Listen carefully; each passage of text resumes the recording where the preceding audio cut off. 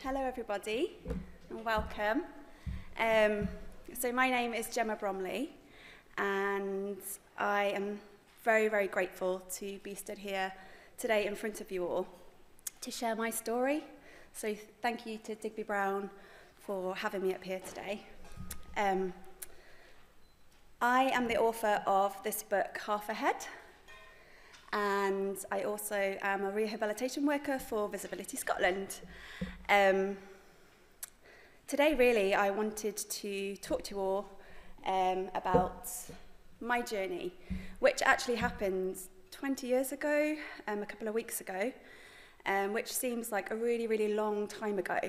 And in actual fact, it's still really quite raw for myself and my family and my friends, because although it was a long time ago, it still stays with me, and I still have a lot of implications that still affect me to this day. So half of my head is made of titanium plate, hence my book being called Half Ahead. The reason why I called it Half Ahead was because when I didn't have part of my bone flapping, I felt like I only had half a head, and I felt very light, and I used to really walk to the side. So that's where the name was born for my book. I'm going off track here. But before I get into the talk too much, I just want to say that I suffer from something called aphasia.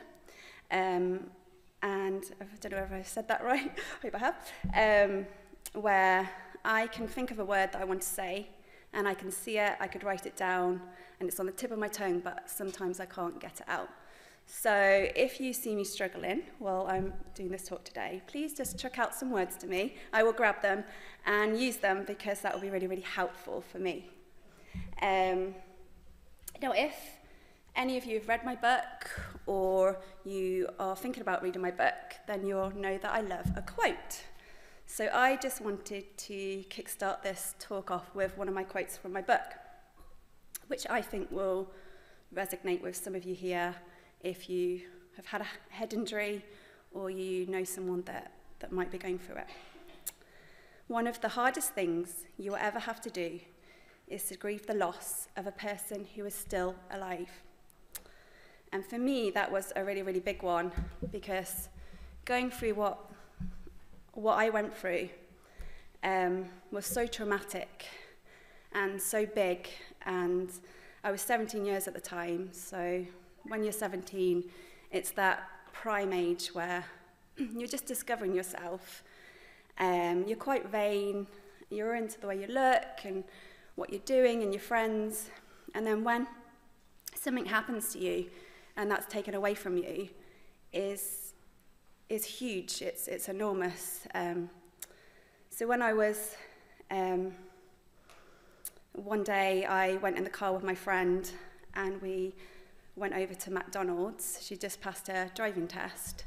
I was a passenger, and as we pulled out of a T-junction, her car stalled, and there was a bus coming up quite a busy road, and the bus hit the side of my friend's, the driver's side, and then the bus spun our car around. I can't remember really anything of that, well, nothing of that, but in my book I talk about it like an aerial point of view, because I had so much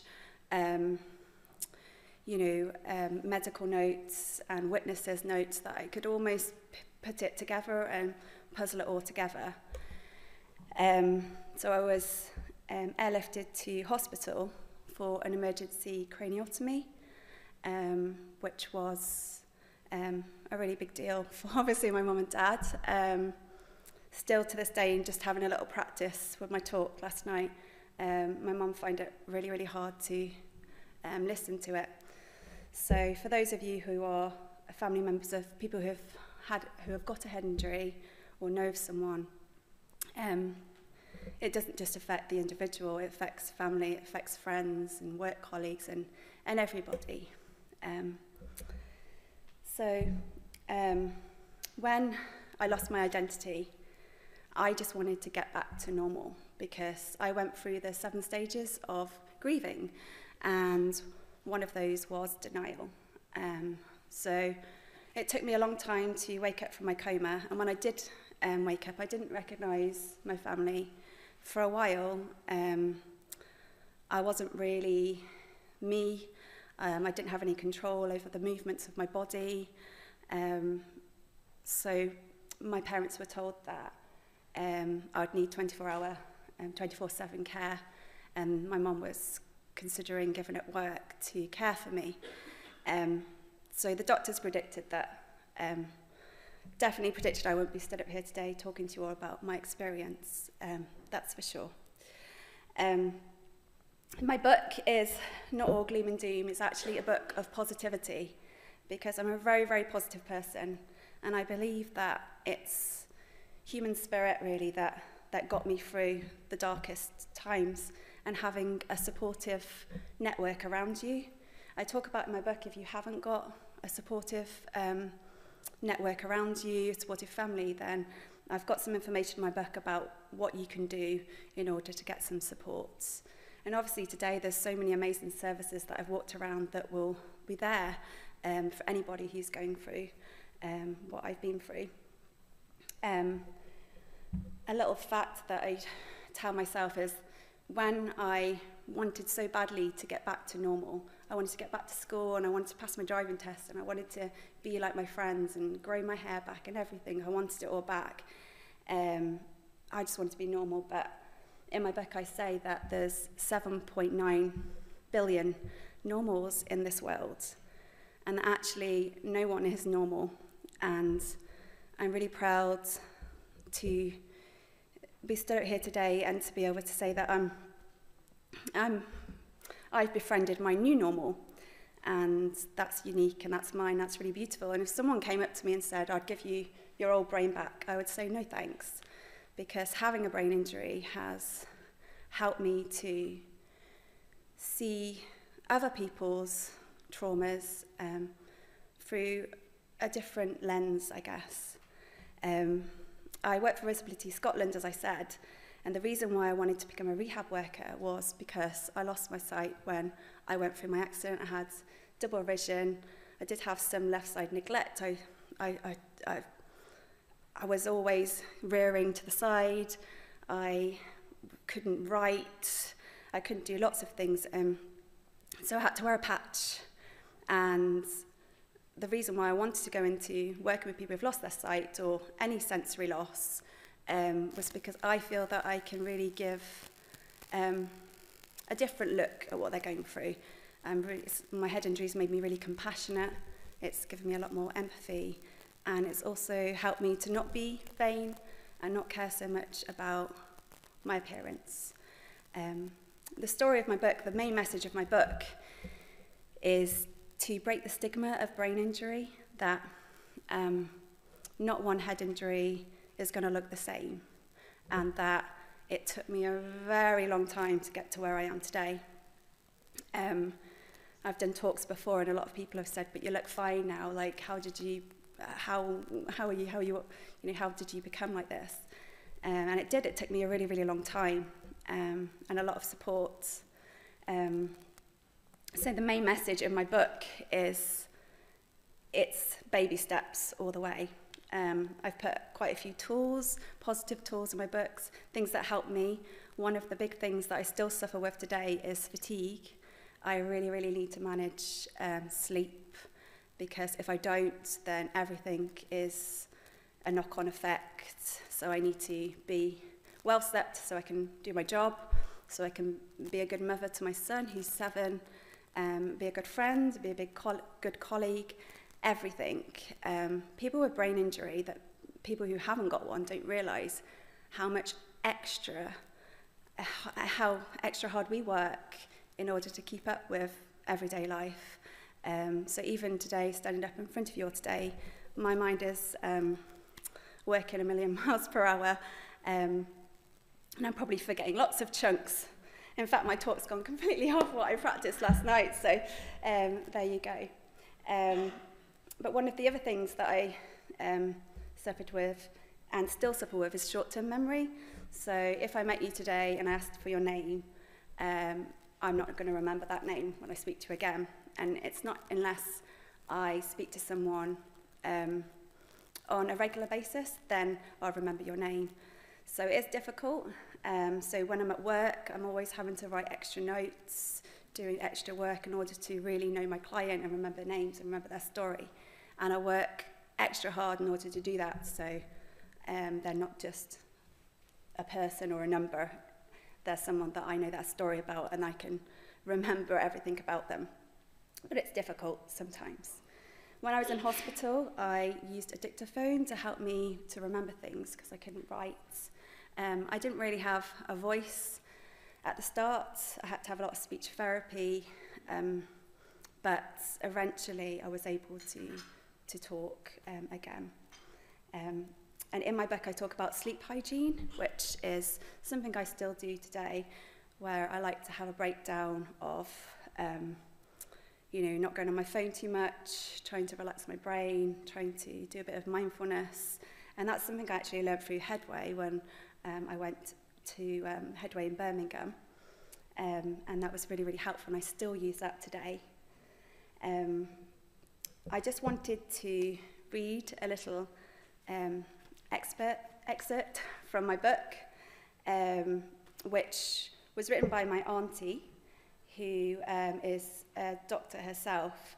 The reason why I wanted to read her a little bit was because she describes it from the way she saw things, as opposed to how I thought things went. And I think it might be helpful for some of you here today. So it starts off with a quote, of course. Looking at you now, you would never know. And that's by Athletes, a song called Wires. I was at work when I got a call. My mum rang to say I'd better come back to Birmingham, as Gemma had been in a car accident. She knew that Gemma had been airlifted to hospital and that she needed to be cut out of the car. There's not a scratch on her, apparently, she said.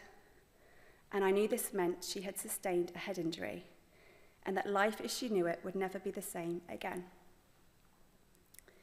There are lots of memories I have from that day, like stills from a film. I remember walking into the hospital and seeing my brother Steve and my sister-in-law Pam, looking lost, struggling to process what was happening.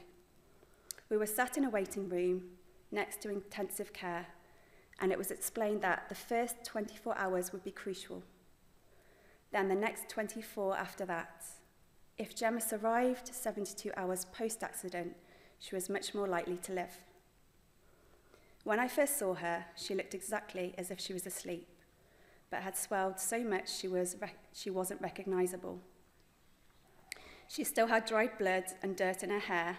The staff explained that they wanted to touch and stimulate her as little as possible, so that her brain had very little to process. But it quickly became clear that the pressures in her head were increasing at a rapid rate. In no time, her parents were forced with a terrible decision and had to consent to let the surgeons remove half of her skull and some of her brain that had separated onto the skull to give the rest room to swell and hopefully start to heal. Without the operation, she would have died. With it, she still might have died. But there was a chance of healing, and really it was the only option to take. Neurosurgeons of varying rank came to talk through the operation and risks. Fortunately, my partner is a doctor, and he translated into words what us as a family could understand. Time stood still during those 72 hours, as the enormity of Gem's injuries started to become apparent.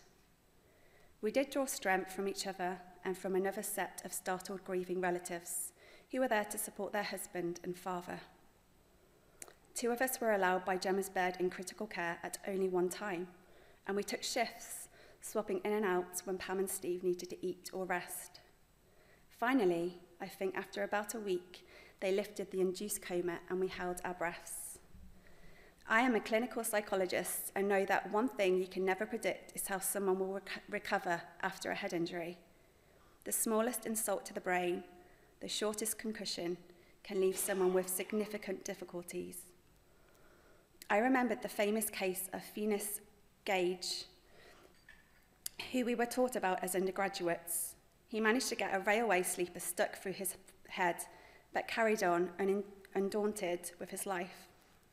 The point is, you can never tell until someone wakes up and starts their recovery, and even then, you can never be sure what they will relearn. I know that the amount of frontal lobe damage Gemma had incurred would be crucial. The frontal lobe is where your personality sits, your ability to moderate and reason. Frontal lobe injury can lead to painful changes in personality, make you more sexualized or impulsive. There were hundreds of questions, but nothing anyone could answer. We just didn't know. We sat and we waited, cocooned in our individual numbness. I think with hindsight, the professional knowledge I had made me doubt that how much Gemma could recover, although I remained hopeful. But her mum and dad were resolute that they would take a day at a time and stay positive. And as it turned out, they were absolutely right. When she first opened her eyes, her gaze was unfocused and unfixed. She only seemed to be able to move one side of her body, and did so repetitively. The nurses created attentive sheets over her bed with pegs so she could continually move her arm and leg, as she seemed driven to do. She was unable to swallow water, as she would have choked, and was fed intravenously. I remember learning that the brain uses the most calories of any organ in the body. So when it was trying to repair itself, she needed a super calorific diet. Despite this, she quickly lost weight. Every day we watched and waited and talked to her. We hugged each other and tried to make sense of it all. I think we all carried a weight within us that would not lift. Gemma's sister Nicola had suddenly been removed from her university studies, not knowing when she'd be back, if at all, that year. Gemma's boyfriend was too young and naive, really, to grasp that she was not going to get better next week or next month or even this year. This was clearly going to be a long journey.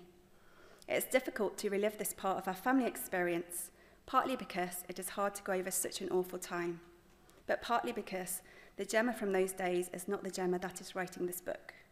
She has changed over the years, matured, and she lives such a full life that it is almost inconceivable to look back through the years at her 17-year-old self and think that we did not know if she would speak again or walk again, or what her level of independence would be. So that's just a little bit that my auntie had written about what happened to me on that day and how it felt for my family. In my book, there's a lot of advice and support that I offer to family as well. And if anybody does want to talk to me at the end, then please do. But also, I'm on Instagram, and there's lots of people from around the world that are messaging me who are wanting a little bit of support and wanting to know how I went from A to B. And that's just what I'm passionate about. It means so much to me. So if any of you want to get in touch with me and need some support, then please do, because that's, I believe, why I'm here today, so I can help other people. I just want to end my talk with a quote, because I did say I love quotes. This is one that my dad came up with, which I thought was, which really stuck throughout my recovery, really, and it's something that he said to me in hospital. I don't know whether he remembers, but he says, life is an intricate piece of tapestry. You follow a certain pattern that suddenly changes direction to create a beautiful piece of artwork, appreciating the small, yet rather large errors that somehow fit strangely into the masterpiece. Thank you for listening to me today, and please come and find me at the end if you want to. Thank you.